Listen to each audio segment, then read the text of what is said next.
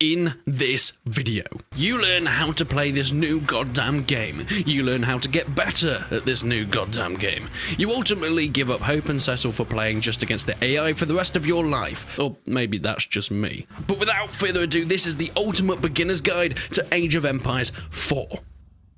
In this video, we're going to be focusing mostly on the skirmish modes and matches. That's something you're mostly going to be coming across in co-op play against the AI or multiplayer games against other people. The campaign walks you through most of the single player itself, so a full video on that isn't really necessary. Yet many of some of the tips and tricks that I'll show in this video can be taken over to that.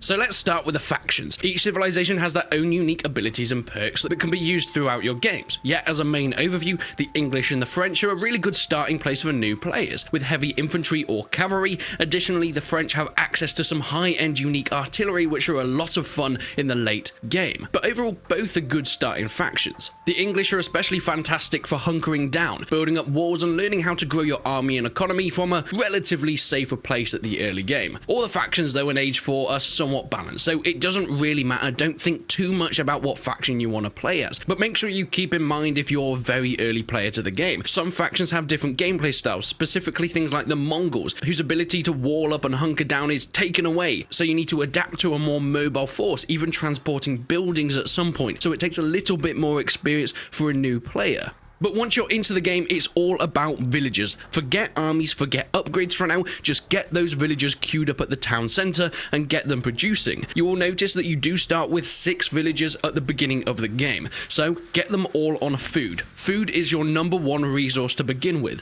You'll see a little sheep fella there, get him gone, chop him up, make sure all your starting lot are on that food collection. This means that you can queue up way more villagers for production at your town centre. You may notice that you're going to start running out of population space, so make sure you have houses to keep villager production at the best level. The first villager created from the town centre can get on building a house or two, but most of the time one should be enough before you get to the next age. However, as your first real task, it is to get to this feudal age. This is where most of the fun begins, so 200 gold and 400 food is most civilizations' targets. Putting down mining camps and lumberjack yards is a good idea and will provide a closer drop-off point for wood and gold. Additionally, mills will do the same for food later on. Use your starting scout to run around the map, discovering as much as possible. I usually just set him on a clear run through the edges to slowly work my way back and forth to discover most of the map that we can see. As your scout runs though, Age of Empires 4 new sheep mechanic will kick in. As your horseman runs past sheep, they will tag on and follow him around. You can then bring them home ready to be slaughtered. Or additionally, you can click the sheep individually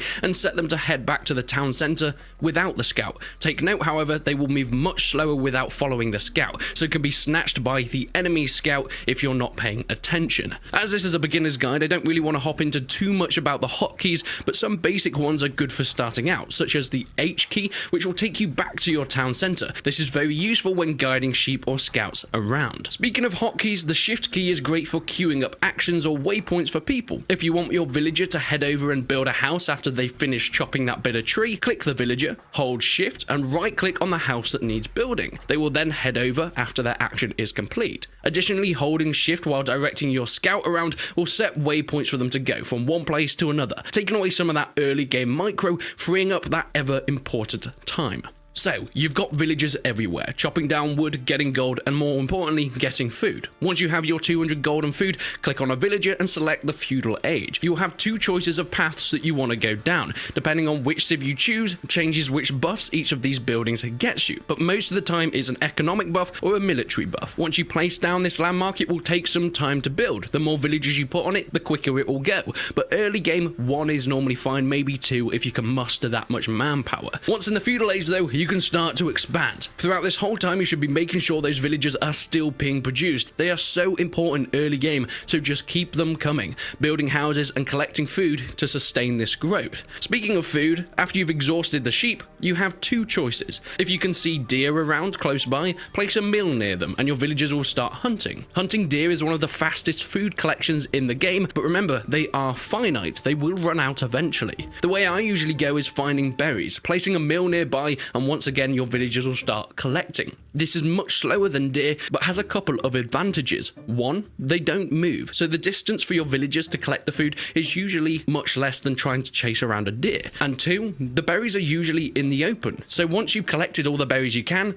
then start placing farms around this more open area for an infinite food source. But remember, farms are expensive at the early game, 60 wood per farm. But once you can get the ball rolling, food will come thick and fast. As a side note, English farms do cost 50% less, so there's that to think about. Relating a few basic hotkeys to this situation, once you get to the point that farms are a more viable food source, click on as many villagers as you want to be able to collect food, select the farm, and whilst holding shift, click on your mill multiple times. It will automatically place the farm surrounding it, and your fellas will get on collecting. F is also a very important key early on, as you will be raided, especially if you're playing against harder AI. Select your villagers that are in danger, press F, then click on your town centre, and the villagers will be garrisoned inside. Once the threat goes away, press D on your keyboard, and they will return to the work that they were doing. Speaking of invasion, feudal age is when you want to start thinking about defences. A few spearmen if you can spare it, maybe even a tower or two, but it all really depends on the civilization you choose. Towers are expensive, they cost wood and stone, so make sure you have enough villagers on those resources if that's the way you want to go.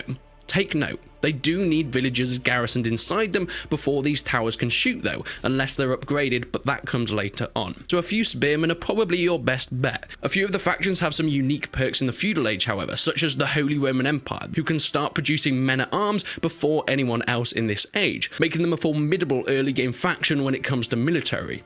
The general gist of your troops are, though, as follows. Spearmen are good against cavalry. Men-at-arms are heavy, powerful, good against other infantry, but they're slow and expensive. Archers are good against light armoured enemies, and crossbows are good against heavier armoured enemies. You also have the same light and heavy situation when it comes to horsemen, but as a basis, it's pretty much the same as I've described with the other infantry units. If you want to be a bit more formidable and have some spare resources, I would invest in a blacksmith early on, so you can start upgrading weapon damage and armour support. You can then also unlock the ability for infantry to be able to build battering rams later in the game, which are very useful for taking down buildings. As more villagers are produced, make sure you're taking note on what resources that you need. For example, if you are the English, you'll want to start thinking about gathering stone if you want to hunker down and wall up very soon in the Castle Age. However, with most factions, make sure your food and gold is high enough, whilst enough wood is collected to build houses and farms. Make sure you check out your faction's tech tree to see what you need though. One thing I tend to forget early on is the villager upgrades from the mill, woodcutter or mining camp. You can make your villagers carry more, collect faster, and altogether be way more efficient. Most notably, the one you want to focus on straight away is wheelbarrow from the mill. This gives players the ability to carry more of any resource. Now you're pretty set up, you've got a few troops and you've got a growing economy. It's time to start thinking about the Castle Age. Once again, you can progress through either a more economic or military path through your villagers building these landmarks. You can now start to upgrade troops at the barracks, archery ranges and stables. Think about your army composition and what you want to aim for. This can relate to your civilization or just how you feel like you want to play. Are infantry and archers your aim? Or is it a fast-moving cavalry army you're looking for? But make sure you're picking wisely. Make sure you're choosing to the advantages of your civilization or the map you're playing on, whether there's choke points or waterways for ships. This is important, as gold is still pretty scarce at this point in the game. Speaking of gold, something rarely mentioned in many of these tutorials are the use of markets. I mean, they're not all that needed for fast-paced competitive games, but you're watching a beginner's guide, so you're probably going to want to play a more defensive strategy anyway and take time to build up before you attack your enemy. In this case, markets could be a really helpful asset. At a market, you can buy and sell resources that you're running low on, but also produce traders that can go from one market to another, placed around the map, whether it's a neutral spawned market or it's one of your allies. But take note, the further away your traders travel to the market, the more gold they get,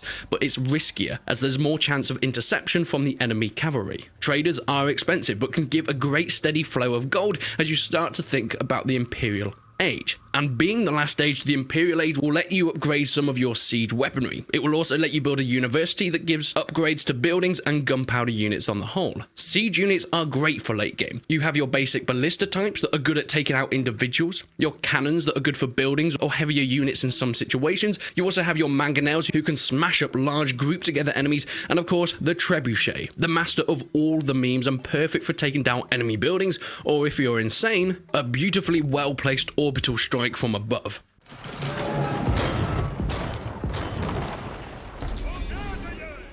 Overall, what I think you'll find within the game is that all the matches differ. Your strategy may have to change and adapt depending on your faction, your allies, or even your enemy. Maybe they're sending early cavalry forces to harass your villagers, so make sure you're focusing on food and wood to produce spearmen to counter. Maybe they're starting to send elephants towards the endgame.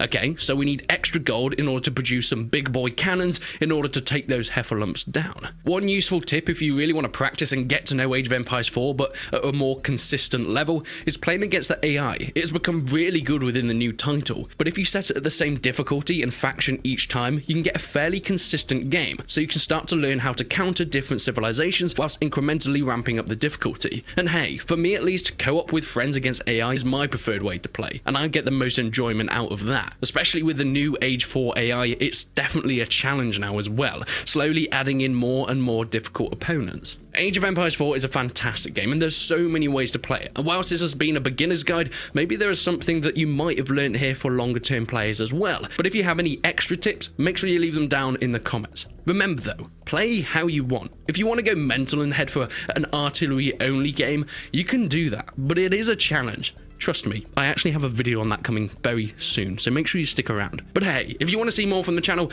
my last video, this happened. Here they come. Brace. Brace for impact. We're starting to push forward onto their horse archers, and our archers are countering them beautifully. So stick around if you enjoy it and leave a like on the video. But until then, I will see you in the next one.